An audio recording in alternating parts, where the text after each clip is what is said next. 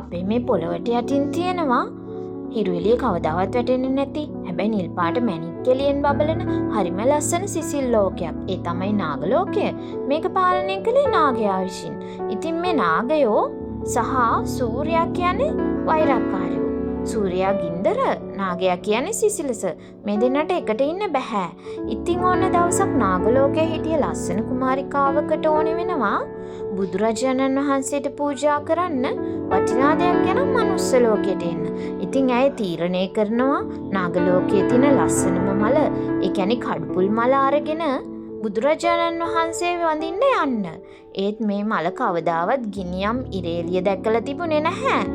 මොකද මේ මල හැදිලා තිබුණේ පාතාලයේ සිසිලසෙන් සහ සඳ එළියෙන් විතරයි.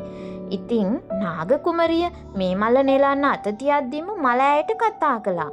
කුමරියනි, මම අයිති අඳුරට. මම කොහොමද ඔයත් එක්ක උඩ ලෝකෙට එන්නේ? උඩ ලෝකේ පාලනය කරන්නේ අපේ හතුරා වෙච්ච සූර්ය දිව්‍ය රාජයානේ. ඔහුගේ බැල්මකින් පවා මාව පිච්චි මැරිලා යන්න පුළුවන්. එතකොට නාග කුමරිය හරිම බැගහැපත් ඉල්ලීමක් කළා. බය වෙන්න එපා, අපි යන්නේ රැට. සූර්යයා නිදාගත්තට පස්සේ අපි මේ මල අරගෙන ශ්‍රීපාද කන්ද වඳිනවා.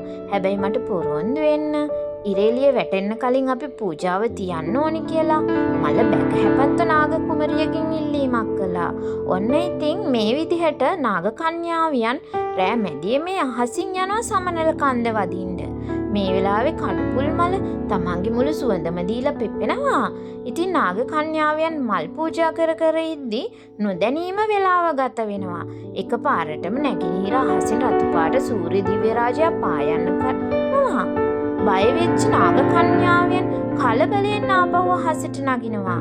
මේ අතරේදී එක් නාග කන්‍යාවියක් අතින් කඩුපුල් මල් ගහේ පත්‍රයක් පොළොවට ගිලිහිලා වැටෙනවා. එයාට ඒක ආපහු ගන්න එන්න වෙලාවක් තිබුණේ නැහැ. මොකද මේ නාග කන්‍යාවියන්ටත් හිරු එළිය අහිත කරයි. ඉතින් එයාලා වලාකුළු අස්සෙන් හැංගිලා යන්න ගියා. දැන් අර කොළ කෑල්ල මේ පොළවේ තනි වුණා.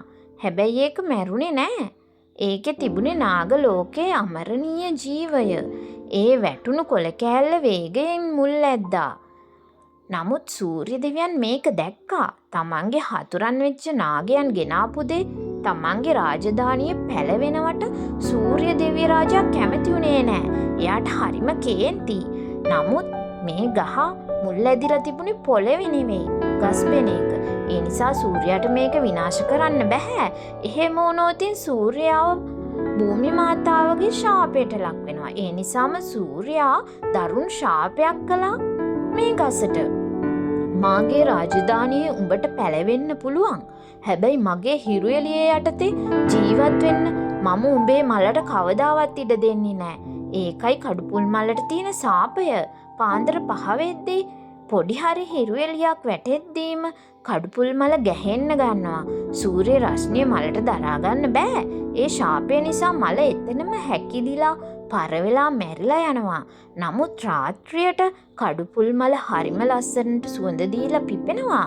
ඒ නිසා තමයි අපි කියන්නේ කඩුපුල් මලක් පිපෙනවා කියන්නේම ප්‍රේමයක සහ පරිත්‍යාගයක එකතුවක් කියලා. Taman මැරෙන බව දැනමත් බුදුන් වඳින්න ඕනේ නිසා එක රැයකට විතරක් මනුස්ස ලෝකෙට ඇවිත් ජීවිතේ පූජා කරන ඒ පුංචි මල. ඉතින් හරිම සතුටින් බලලා හිත පුරෝගෙන බුදුන්ට ඒ මල පූජා කරන්න.